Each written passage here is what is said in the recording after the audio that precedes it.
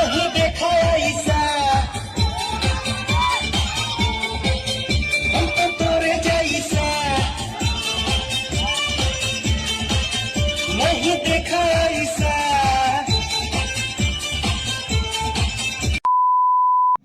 देखो ये सेट के प्लेलिस्ट का थर्ड वीडियो है। यहाँ पर हम लोग सीखने वाले हैं ऑपरेशंस ऑन सेट। क्या क्या ऑपरेशन हमें सेट में करना पड़ता है mathematically. Operations on set easy है, बहुत इजी कुछ बेसिक्स हम लोग देखेंगे। मतलब ये पहला बार तुम लोग शायद ऑपरेशन ऐसा ऑब्जर्व कर रहे हो सेट के अंदर, इसीलिए शुरू में टर्म्स थोड़े नहीं लग सकते हैं, बट कॉन्सेप्चुअली ये है बहुत ईजी, कुछ है नहीं। पहला बात जो पहला टाइप ऑफ ऑपरेशन हमें सीखना होता है that is union. What is union of two sets? पहले दो सेट का बात करते हैं, चलो यूनियन सीखते हैं। पहले यूनियन में हम लोग अच्छा पहले दो एग्जांपल ले लेते हैं कि चलो ए एक सेट है, बार बार एक एग्जांपल ले रहे हैं हम लोग, तो वही कंटिन्यू करते हैं कि ए एक सेट है जहाँ पर हम लोगों ने सेट, थोड़ा ब्राइटनेस अप डाउन हो रहा है, थैंक यू। ए एक सेट है जहाँ पर हम लोग एग्जांपल पकड़ते हैं, चलो इसके एलिमेंट है 1 2 3 4 5 6, और बी एक सेट है जहाँ पर हमारे पास एलिमेंट है 5 6 7 8। ये दो सेट हमें सपोज दिया हुआ है और इन दोनों सेट का हमें यूनियन निकालना है। यूनियन टर्म का मतलब होता है जोड़ देना, राइट, योग।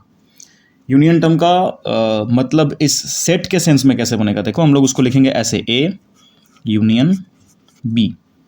थोड़ा इसको मैं अभी इसको लिखने का कुछ बेसिक स्ट्रैटेजी याद रख लो कि यूनियन को हम लोग, तुम्हें कहीं कहीं बुक पर दिखेगा कि क्लियरली एक कैपिटल यू जैसा लिखा हुआ है।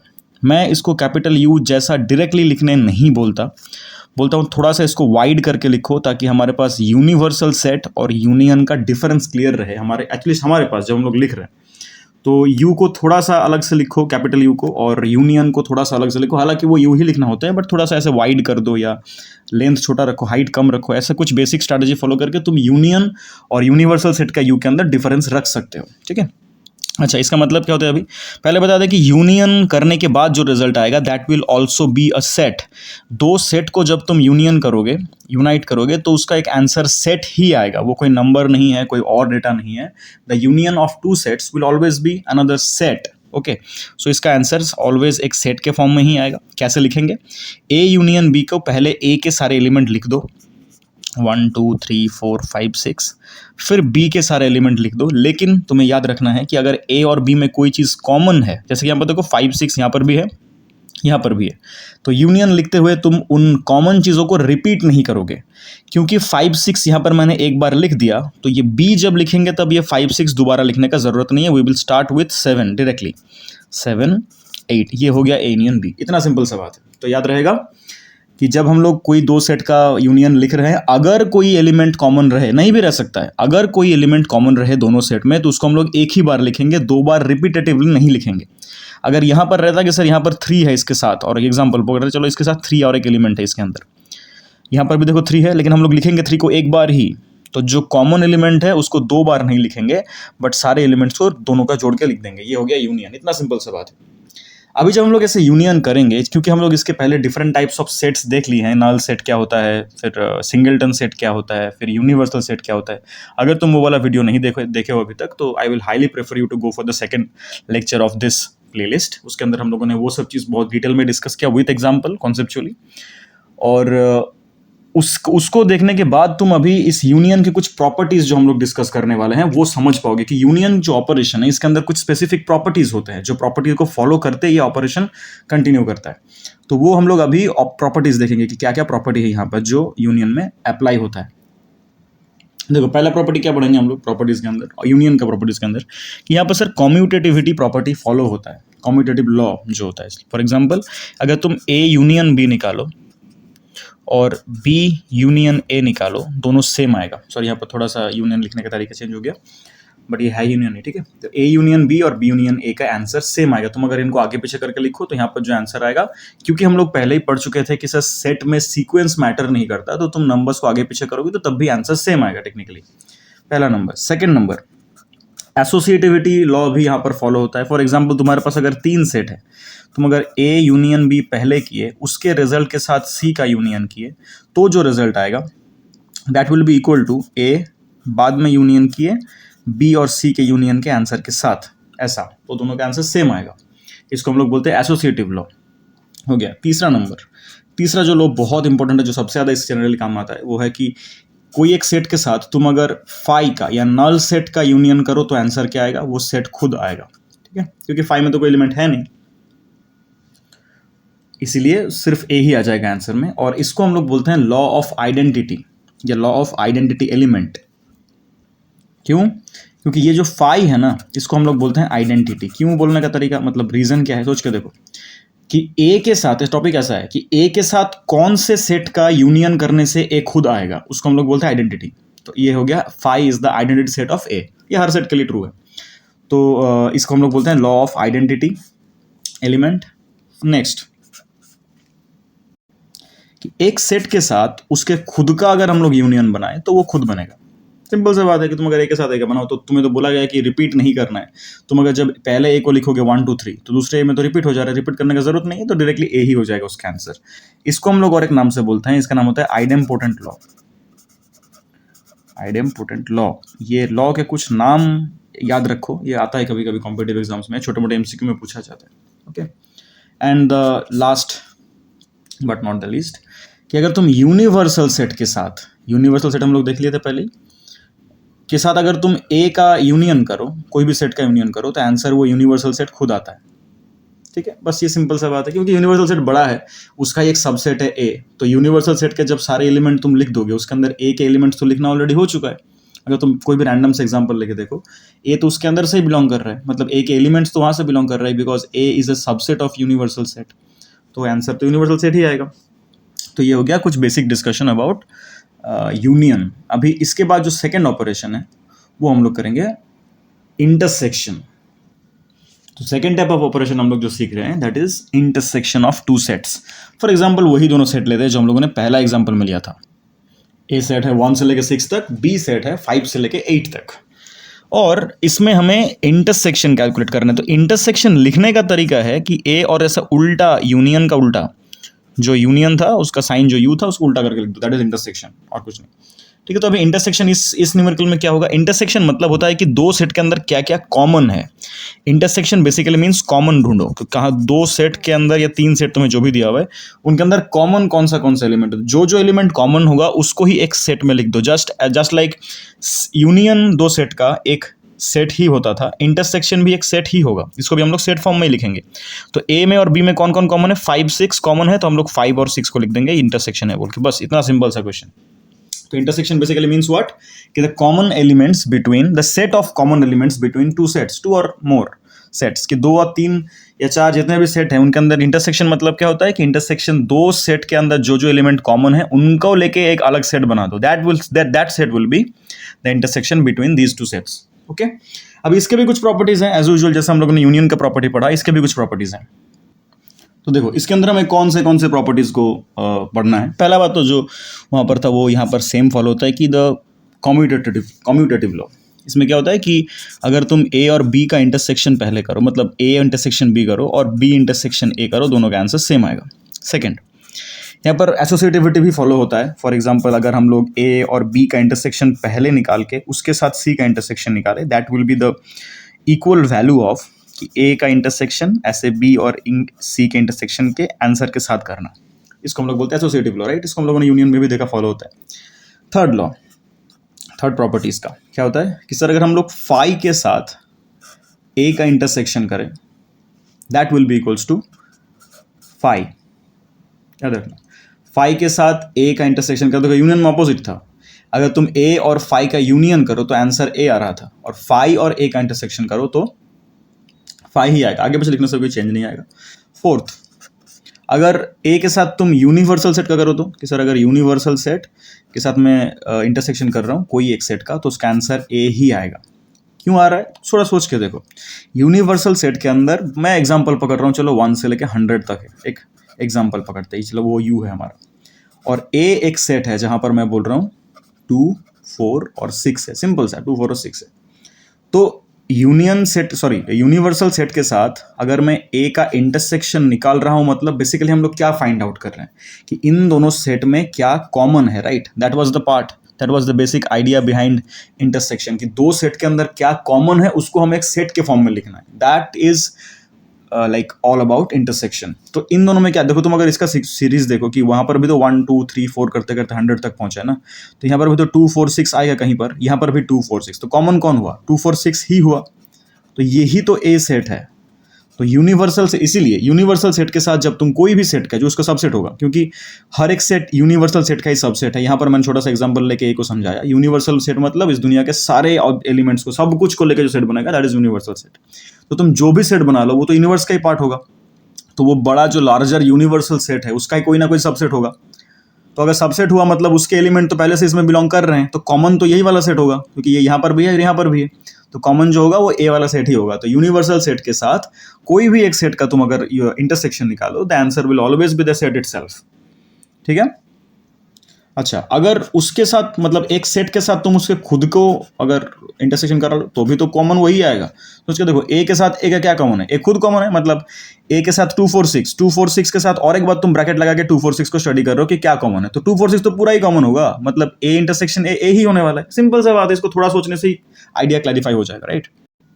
नाउ दैट हमें इंटरसेक्शन और यूनियन का बेसिक पता चल गया, हम लोग इनको लेके कुछ और दोनों को जब कंपेयर करेंगे, एक साथ सोच के दो क्या बोल रहा हूँ मैं, कि ए यूनियन बी और ए इंटरसेक्शन बी का डिफरेंस क्या है।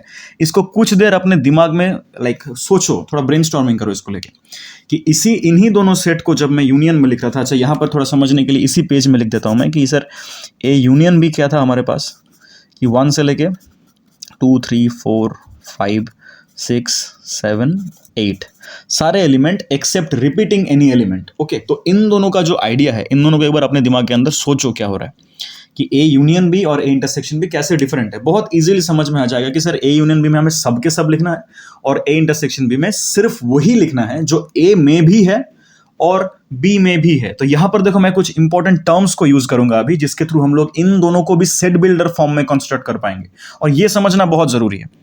ए यूनियन बी और ए इंटरसेक्शन बी को हम लोग सेट बिल्डर फॉर्म में कंडीशन वाइज कैसे लिख रहे हैं, दिस स्किल विल शो कि तुम प्रॉपर्टीज को कितना इजीली अपने अंदर इनकलकेट कर पा रहे हो या डिस्क्राइब कर पा रहे हो। समझो मैं क्या बोल रहा हूं। ए यूनियन बी मतलब क्या? A union B is a set of the elements either belonging to A और बिलोंगिंग टू बी। ये टर्म पहले दिमाग में क्लियर करो, मैंने अभी क्या बोला। A union B is a set of all the elements that either belongs to A और belongs to B, मतलब either और है। A में बिलोंग कर रहा है जो, देखो वो भी यहां पर है, B में बिलोंग कर रहा है देखो जो, वो लोग भी, मतलब वो एलिमेंट भी यहां पर ही है। तो either A और B दोनों में से कोई एक जगह पर भी अगर कोई एलिमेंट बिलोंग कर रहा है ना, तो यूनियन में सब के सब आ जाएगा ऐसा। लेकिन इंटरसेक्शन में सोच के देखो, इंटरसेक्शन में वही सब एलिमेंट्स आएंगे जो A एंड B बोथ में बिलोंग कर रहा है। यहां पर कंडीशन थोड़ा डिफरेंट है, यहां पर आइदर और है, आइदर ए और बी। अगर सी रहता तो और सी, मतलब जितने भी सेट रहेंगे उनमें से कोई एक में भी अगर एलिमेंट बिलोंग कर रहा है तो यूनियन में वो दिखेगा। लेकिन इंटरसेक्शन में वही सब एलिमेंट दिखेगा जो दोनों में बिलोंग कर रहा है। This is a very very important difference. तो इसको हम लोग ऐसे लिख सकते हैं, सोच के देखो मैं क्या बोल रहा हूं। ए इंटरसेक्शन बी में कौन सा कंडीशन ये एलिमेंट्स फुलफिल कर रहे हैं? एलिमेंट्स वहां पर बिलोंग करने के लिए हम लोग यहां पर ऐसे ही स्पेसिफिक एलिमेंट चूज कर रहे हैं, दैट थोड़ा सा ऐसे स्क्रिबल कर रहे हैं कॉपी में, कि the elements belong both A, belong to both A and B. A में भी बिलोंग कर रहा है, बी में भी बिलोंग कर रहा है, मतलब elements belong to A and B both. लेकिन यहां पर अगर तुम एलिमेंट्स को ध्यान से देखो, these elements belong to either A और बी। समझो ध्यान से। तो यहां पर कंडीशंस तो हम लोगों ने पहले आइडेंटिफाई कर लिया, और कंडीशन आइडेंटिफाई करने के बाद हम लोग यूनियन को और इंटरसेक्शन को सेट बिल्डर फॉर्म में लिख सकते हैं। अगर मैं इंटरसेक्शन और देखो इंटरसेक्शन और यूनियन को अगर मैं सेट बिल्डर फॉर्म में लिखूं तो कैसा दिखेगा?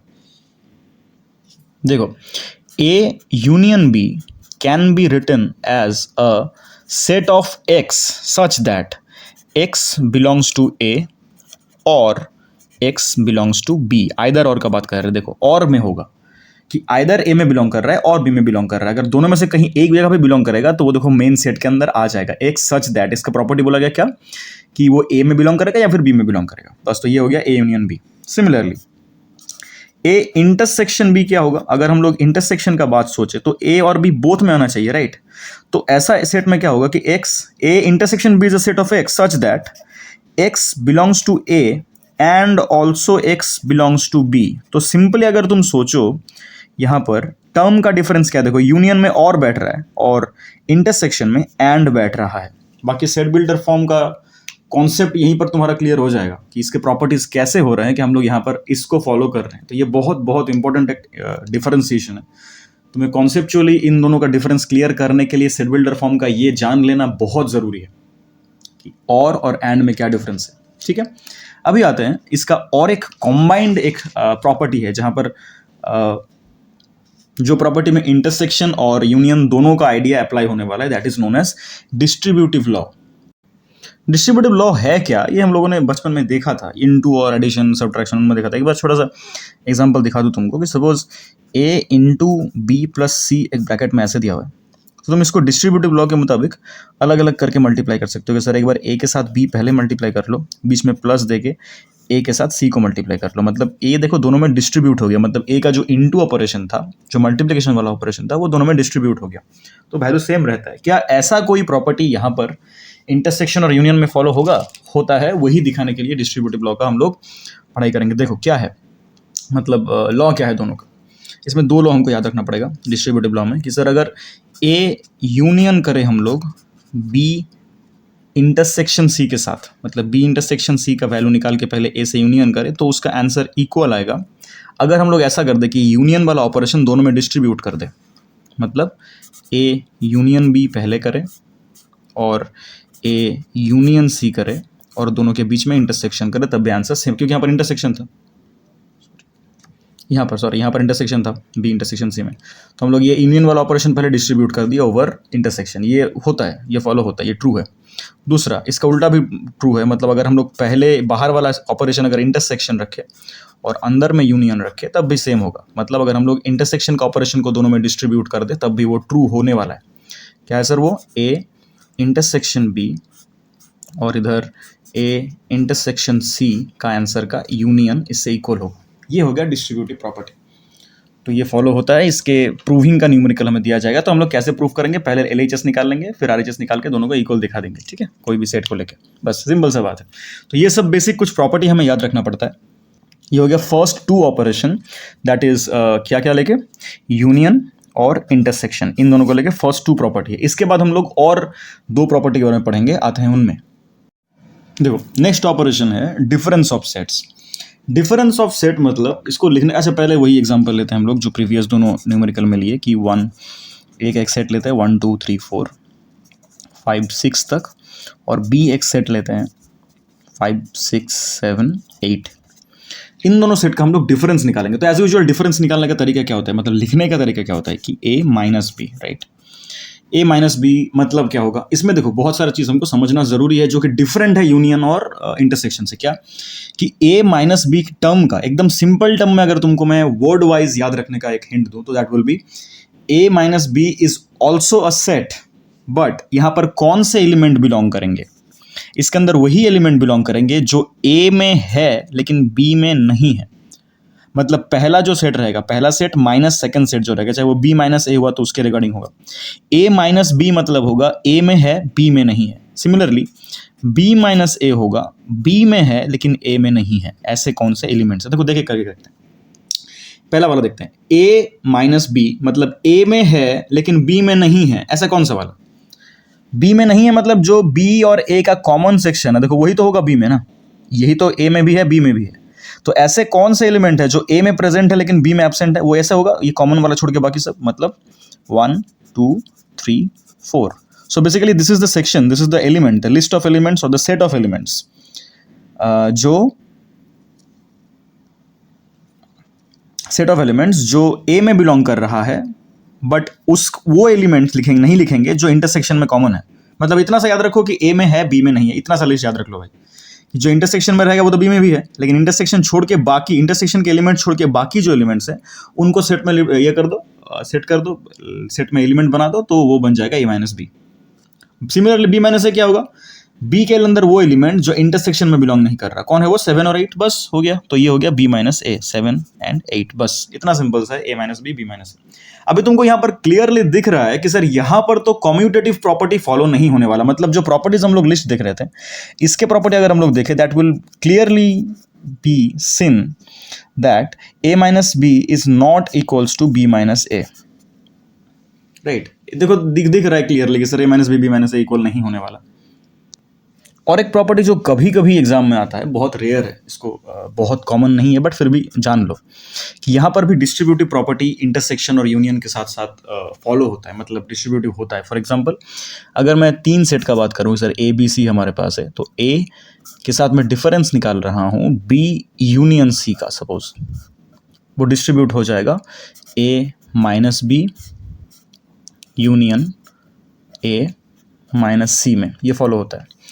तीसरा मतलब इसके अंदर ही अगर मैं बोलूँ यही सेम प्रॉपर्टी इंटरसेक्शन में भी फॉलो होता है, that is A minus B intersection A minus C से इक्वल होगा। ये सिंपल सा बात है। तो ये हम लोग ये बेसिक 1-2 प्रॉपर्टी हमको याद रखना होता है, डिफरेंस के अंदर बहुत ज़्यादा नहीं याद रखना हमको, बस स्ट्रक्चर या कंस्ट्रक्ट कैसे करना है वो याद रखना होता है कि ए माइनस बी मतलब क्या होता है कि ए में है बी में नहीं है। सिमिलरली बी माइनस ए मतलब जो पहला वाला सेट होगा उसमें है, दूसरा वाला सेट में नहीं है। That is the idea behind this difference between 2 sets. Okay, आते हैं नेक्स्ट ऑपरेशन में, that is the last operation in our syllabus कि वो कौन सा है, वो कॉम्प्लीमेंट ऑफ ए सेट क्या होता है, कॉम्प्लीमेंट ऑफ अ सेट। अच्छा, यहाँ पर और एक क्वेश्चन तुम्हारे दिमाग में आ सकता है कि सर ए माइनस बी को हम लोग सेट बिल्डर फॉर्म में अगर अपन को लिखना है तो कैसे लिखेंगे। जैसे हम लोगों ने इंडिकेट किया अभी कि सर ए माइनस बी मतलब क्या है, सिंपल सा बात, a set of element X such that x belongs to A but X does not belong to B. इतना सिंपल सा है, बस यही तो है। सिमिलरली बी माइनस ए अगर मैं लिखूँ तो इसका उल्टा लिख देना है कि this is a set of x such that x belongs to B but x does not belong to a। बस ये सेट बिल्डर फॉर्म में a माइनस बी का हो गया स्ट्रक्चर, ठीक है। अच्छा, अब आते हैं कॉम्प्लीमेंट ऑफ ए सेट में क्या होता है। कॉम्प्लीमेंट टर्म मतलब जो ऑलरेडी इंडिकेट करता है, कॉम्प्लीमेंट मतलब उसको छोड़ के बाकी सब कुछ। फॉर एग्जांपल एकदम सिंपल से एग्जांपल मतलब सेट का ही एग्जांपल लेके करते हैं। चलो यूनिवर्सल सेट लेते हैं वापस, 1 से लेके 2 3 4, सपोज छोटा सा सेट ले लेते हैं, 20 तक ले लेते हैं। ओके, और हमारे पास a एक सेट है 1 2 3 4 करते करते सपोज 12 तक एक सेट है A।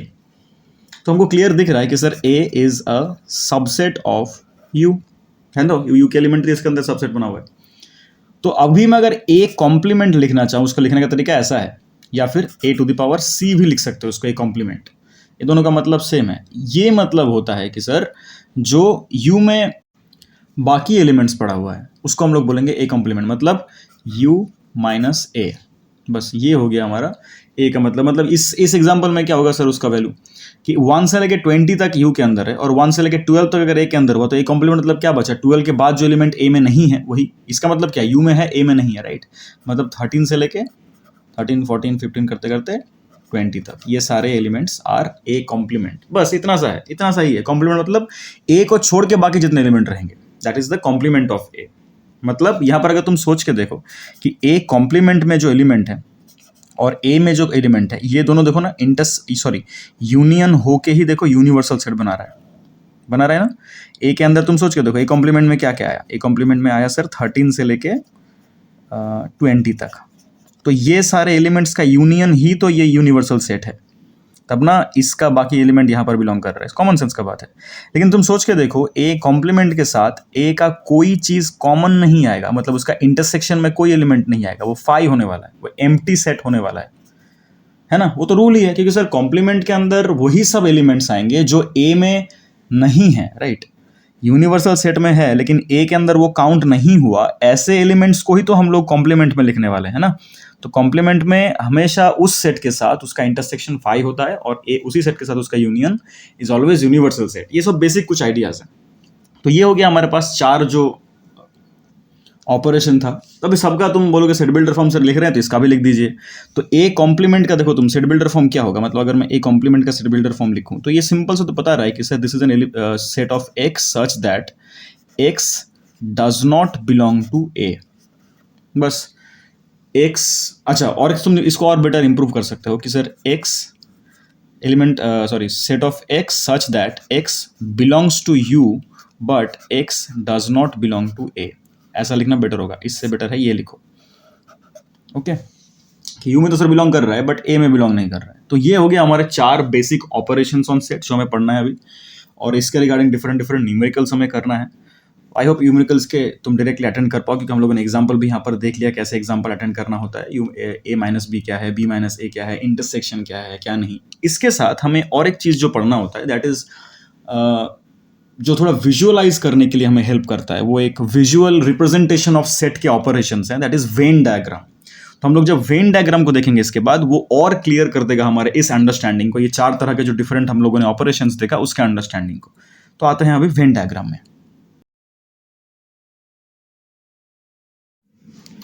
देखो, तो वेन डायग्राम क्या होता है?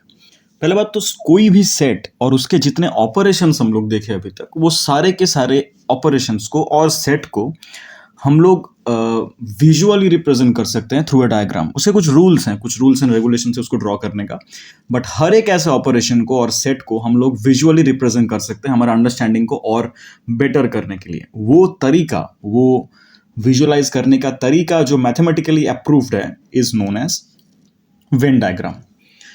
तो वेन डायग्राम हम लोग कैसे करेंगे, बेसिक्स पहले जान लो। तो देखो, हम लोग जो भी सेट लेंगे, सपोज हम लोग कोई भी एक सेट एज्यूम कर रहे हैं, फॉर एग्जांपल ए एक सेट लेते हैं सर, चलिए वन, वही सेट जो हम लोग अभी शुरू से देखते आ रहे हैं, 1 2 3 4 5 6। इस वीडियो में हम लोगों ने शुरू से बार बार यही एग्जाम्पल लिया, तो इसको कंटिन्यू करते हैं कि सर ए एक सेट लेते हैं 1 2 3 4 5 6। यहाँ पर हम लोगों को पता है कि this A set, every set is a subset of the universal set, right. Universal set मतलब जहां पर सारे के सारे एलिमेंट इस यूनिवर्स का। तो अगर मैं उसको छोटा करके भी दिखाऊं कि सर मैं यूनिवर्सल सेट ले रहा हूं, वही सब एलिमेंट्स जो मैं यहाँ पर चूज कर रहा हूं कि सर 1 2 3 करते करते सपोज मैं पकड़ रहा हूं कि 10 तक हम लोग यूनिवर्सल सेट को अभी इस एग्जाम्पल में ले रहे हैं, जो हम लोग चूज कर सकते हैं depending upon our requirement and understanding. तो इसको भी मैं देखो कैसे रिप्रेजेंट कर रहा हूं वेन डायग्राम में। पहला रूल वेन डायग्राम का जो है कि वो हमेशा हम लोग यूनिवर्सल सेट को एक रेक्टेंगल में दिखाएंगे। याद रखो, सिर्फ और सिर्फ universal set will always be rectangle. All the other subset A B C D तुम जो भी दिखा रहे हो, all of them will be drawn in a form of circle. तो ये तो पहले समझो, यूनिवर्सल सेट हमेशा रेक्टेंगल होगा, उसके अंदर सारे subset will be drawn in the form of circles. देख लो यहाँ पर एक करके देख लेते हैं वाला कि सर यूनिवर्सल सेट क्या है। मतलब यहाँ पर हम लोग पहले तो बड़ा वाला एक रेक्टेंगल बनाएंगे, that rectangle will indicate the universal set. This is, हम छोटा सा करके यहाँ पर हम लोग यू लिख देंगे, that indicates it is universal set. और इसके अंदर कौन से एलिमेंट रहेगा, देखो पहले तो अभी इसके अंदर ए ड्रॉ कर देते हैं हम लोग। सर ए कैसे ड्रॉ करेंगे, एक सर्कल के रूप में। तो ये सर हमारा ए सेट है, जिसके अंदर कौन कौन एलिमेंट है इसको तुम यहाँ ड्रॉ कर सकते हो। तुम्हें हमेशा ऐसे लेफ्ट साइड वाइज करना नहीं है, तुम यहाँ पर कहीं पर भी कर सकते हो। ए के अंदर कौन कौन एलिमेंट है, 1 2 3 4 5 और 6। ए के बाहर कौन कौन है, मतलब अगर तुम यू को देखो तो ए कॉम्प्लीमेंट कौन कौन है, देखो तो ए कॉम्प्लीमेंट है जो ए के बाहर रहेगा वो 7 8 9 और 10 है, ये भी एक सेट होगा। तो इन एलिमेंट को बाहर ड्रॉ कर दो, जैसे 7 8 9 10, ये लोग बाहर घूम रहे हैं ऐसे, बस हो गया। ए और ए कॉम्प्लीमेंट ड्रॉ हो गया। मतलब एक ए मतलब होगा तुम्हारा ए के अंदर जो बिलोंग कर रहा है ये वाला रीजन में, और ए कॉम्प्लीमेंट मतलब जो ए के बाहर है। सोचो ध्यान से, मतलब अगर छोटा सा करके मैं तुमको समझाऊं कि सर यहाँ पर इस यूनिवर्सल सेट में ये यू और सर ये ए सेट है, तो ए कॉम्प्लीमेंट कौन होगा, जो बाहर का पूरा रीजन है, this region is A complement. Okay, अगर मैं ऐसे रफली तुमको समझाने के लिए बोलूँ कि सर ये जो डॉटेड रीजन है, this dotted region is A complement, और अगर मैं ऐसे डैश लाइन देके दिखा दूं, this dashed region is A, बस हो गया। ऐसे हम लोग ए कॉम्प्लीमेंट और एक वेन डायग्राम में शो कर सकते हैं। यहाँ पर जो एलिमेंट मैंने चूज किया उसके मतलब डायग्राम ऐसा होगा। सिमिलरली हम लोग ऑपरेशंस जो बाकी देखे थे, फॉर एग्जांपल इंटरसेक्शन या यूनियन, उनको भी रिप्रेजेंट कर सकते हैं, A union B, A intersection B, A minus B, उन सबको कैसे करेंगे सर, देखो एक एक करके सबका डायग्राम यहाँ पर कर लेते हैं।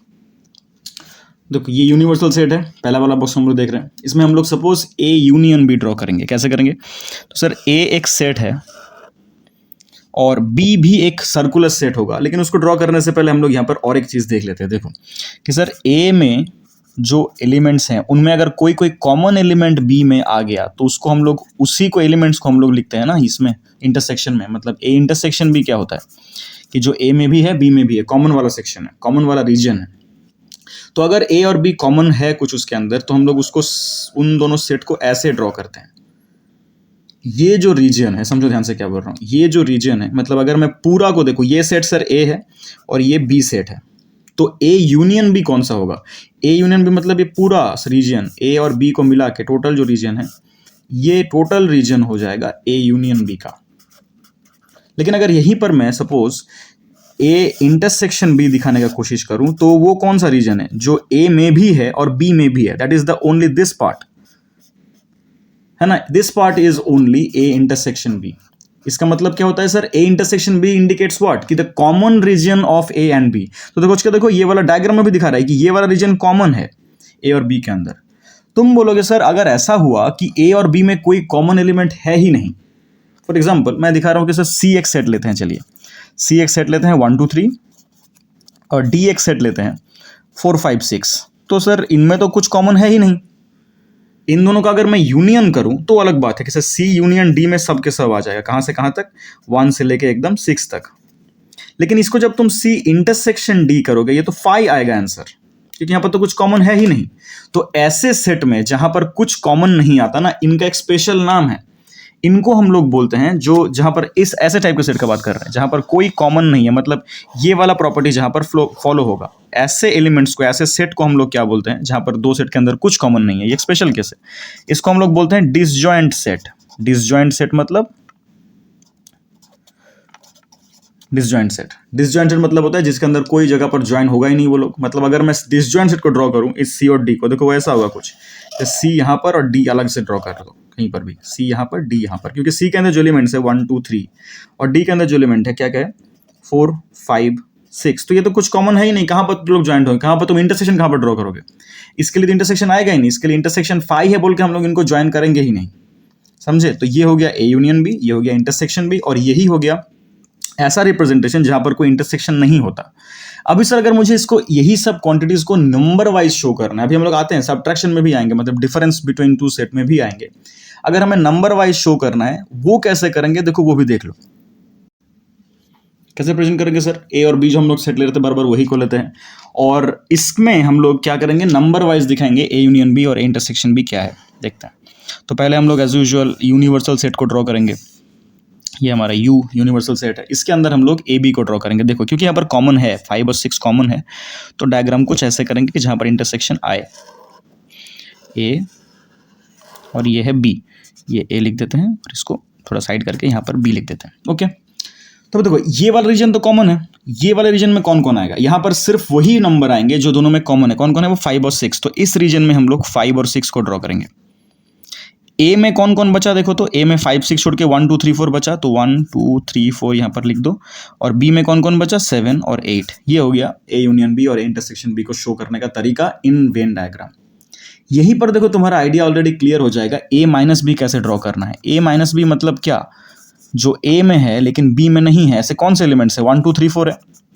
तो तुम अगर ध्यान से सोच के देखो यहाँ पर कहाँ पर वैसे नंबर बिलोंग कर रहा है? इस रीजन में। मतलब अगर मुझे वेन डायग्राम में शो करना है कि सर ए माइनस बी कौन सा रीजन है, कितना सिंपली दिख जाएगा देखो, क्योंकि हम लोग यहाँ पर ए यूनियन बी इंटरसेक्शन भी दिखा दिया, तो अभी समझना ईजी हो जाएगा कि सर ये ए है, ये बी है, तो A minus B will be indicated. अच्छा पहले ए बी लिख देते हैं यहाँ पर। A minus B will be indicated by this region. देखो वहीं पर ना 1 2 3 4 बिलोंग कर रहे हैं। सिमिलरली बी माइनस ए कहाँ पर बिलोंग करेगा सर? मतलब कहाँ पर इंडिकेट करेंगे हम लोग वेन डायग्राम में? उसका ऑपोजिट बी की तरफ वो मार्क कर दो। ऐसा अगर रहा ए इंटरसेक्शन बी, तो बी में ये वाला पार्ट हो जाएगा, इंटरसेक्शन को छोड़ के देखो ध्यान से, ये हो जाएगा बी माइनस ए। तो ये सारे ऑपरेशंस का हम लोगों ने वेन डायग्राम देख लिया। इंटरसेक्शन का कैसे होता है, यूनियन का कैसे होता है, सब्ट्रैक्शन का कैसे होता है। अभी सर 3 सेट का भी तो आ सकता है, 3 सेट का भी देख लेते हैं, इजी है। उसमें क्या है? ये सपोज हमारा यूनिवर्सल सेट है, थोड़ा बड़ा करके ड्रॉ कर रहे हैं ताकि तुमको समझ में आए। 3 सेट करेंगे हम लोग यहाँ पर। तो ये ए एक सेट है, बी एक सेट है, और सपोज सी एक सेट है। ये ए बी सी। देखो अगर हमें यहीं पर A intersection B intersection C को प्लॉट करना है, उसको सपोज मैं ऐसे डॉटेड जगह से प्लॉट करके दिखा रहा हूँ, डॉटेड डॉटेड। तो देखो A intersection B intersection C मतलब क्या? Intersection basically means common. A B C में कॉमन कौन सा रीजन है? देखो वो ये वाला रीजन है, ए बी सी तीनों में है ना, ये वाला रीजन ए बी सी तीनों में कॉमन सेक्शन है। अच्छा, अगर मुझे सिर्फ बोलता कि सर ए इंटरसेक्शन बी दिखाओ, तो मैं देखो सिर्फ बाउंड्री ड्रॉ करके दिखा रहा हूँ कि सर हमारे पास सिर्फ ए इंटरसेक्शन बी दिखाने बोला है। तो as usual A intersection B तो सर ये वाला पार्ट है कि ए और बी में कॉमन कौन सा है, हो गया। Same goes for B intersection C, A intersection C तुम कर पाओगे यहाँ पर। अगर हमें ऐसा बोलता कि सर ए माइनस बी, तो हम लोग इस डायग्राम का जो फिगर था उसको यहाँ पर मार्क कर देते, या फिर ए माइनस सी, तो सिमिलरली सी का वाला पार्ट हटा के जो ए का पार्ट आएगा उसको कर देते। अगर हमें ऐसा बोलता कि तीनों का union sir, A union B union C, तो पूरा रीजन हो जाएगा, जितना पूरा सा रीजन है वो। और अगर इसका कॉम्प्लीमेंट बोलता कि A union B union C का कॉम्प्लीमेंट, मतलब ये रीजन छोड़ के बाकी बाहर का रीजन, तो हम लोग ऐसे ऑपरेशंस को प्लॉट कर पाते हैं। ऐसे डिफरेंट डिफरेंट ऑपरेशंस को तुम प्लॉट कर पाओगे वेन डायग्राम में। और वेन डायग्राम के ऑपरेशंस तुम एनसीईआरटी का जब न्यूमेरिकल्स करोगे, एनसीईआरटी का एक्सरसाइजेस करोगे जब, I will highly prefer to draw the Venn diagram in each and every case. तुम्हें जहां पर नॉर्मली न्यूमेरिकल्स दिए हुए हैं, अगर तुम एक्सरसाइज 1.3 या 1.4 देखो, जहां पर तुम्हें सिर्फ यूनियन या ये दिया हुआ है, यूनियन या इंटरसेक्शन या कॉम्प्लीमेंट दिया हुआ है, वहां पर तुम ना हर एक न्यूमेरिकल में ये फिगर बना लो। ये जितना बार प्रैक्टिस करोगे वो ना विजुअलाइज होना ज़्यादा इंप्रूव होता रहेगा, ताकि तुम्हारा कॉम्पिटिटिव एग्जाम में जब थोड़ा और कॉम्प्लेक्स प्रॉब्लम्स आएंगे, ये बेस तुम्हारा स्ट्रांग रहे। वेन डायग्राम जिसका क्लियर है, सेट के ऑपरेशंस करते हुए उसको सबसे कम प्रॉब्लम फेस करना पड़ेगा।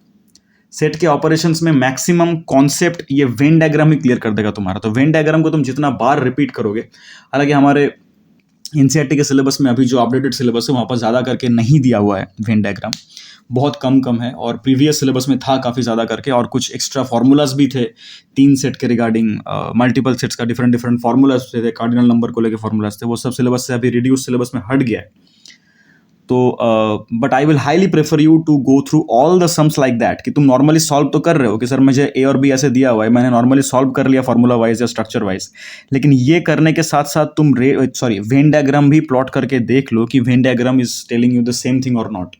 वेन डायग्राम तुम जितना बार प्रैक्टिस करोगे, शुरू में गलती होगा एज यूजुअल, वेन डायग्राम तुम जितना बार प्रैक्टिस करोगे, ये तुम्हारे सेट का ऑपरेशंस या ओवरऑल सेट का जो आइडिया है उसको उतना स्ट्रेंथन करता रहेगा, और तुम्हारे जो कॉम्पिटिटिव एग्जाम की प्रिपरेशन है उसमें बहुत ज़्यादा कंट्रीब्यूट करने वाला ये वेन डायग्राम का कॉन्सेप्ट। आई होप तुम्हें इस वीडियो को देख के कुछ हेल्प हुआ। और एनसीईआरटी के सिलेबस के मुताबिक अपडेट सिलेबस जो है, यहीं तक हमारा सिलेबस है। इसके बाद इस प्लेलिस्ट में जो वीडियोज़ आएंगे, इसके बाद जो वीडियोज़ हैं इस प्लेलिस्ट में, वो सब कंपटीशन बेस्ड है, कंपटीशन फोकस्ड है। तुम्हारा एनसीईआरटी के सिलेबस के लिए ये डिस्कशन ही था सिलेबस में, but I will highly prefer you again कि तुम वो सब वीडियोस भी कंटिन्यू देखो, इवन अगर तुम्हारा टारगेट मैथ को लेके कोई कॉम्पिटिटिव एग्जाम देना नहीं है तो भी, क्योंकि तुम्हारा कॉन्सेप्ट जितना ज़्यादा स्ट्रांग होता रहेगा 11 के इनपुट्स में ही, तुम्हारा 12 तुम्हारा बोर्ड उतना इंप्रूव होता रहेगा। क्योंकि सेट इज़ अ चैप्टर जो कि अपकमिंग डिफरेंट चैप्टर्स में डायरेक्टली या इनडायरेक्टली एप्लीकेशन इसका है, काफ़ी जगह पर है। तुम अगर कोई कॉम्पिटिटिव एग्जाम नहीं दे रहे हो तो सिर्फ बोर्ड के लिए भी है। तो कॉम्पिटिटिव एग्जाम का जो सेक्शन है उसको इग्नोर मत करो जस्ट बिकॉज तुम उसको कोई कंपटीशन में, मतलब कोई मैथ बेस्ड कॉम्पिटिटिव एग्जाम में अपना नाम एनलिस्ट नहीं करा रहे हो बोल के। तो सिलेबस वाइज यहीं तक डिस्कशन है। आई होप तुम्हारे क्लास के प्रिपरेशन में या कॉम्पिटिटिव एग्जाम की प्रिपरेशन में ये प्लेलिस्ट थोड़ा सा कंट्रीब्यूट करेगा। और जो भी डाउट होगा इसके रिगार्डिंग हमें कमेंट में बताओ हम लोग, ताकि अपकमिंग वीडियोस में रिगार्डिंग वीडियोस में उसको लेके और डिटेल में डिस्कस कर पाए तुम लोग को हेल्प करने के लिए। और ये वीडियो यहीं तक।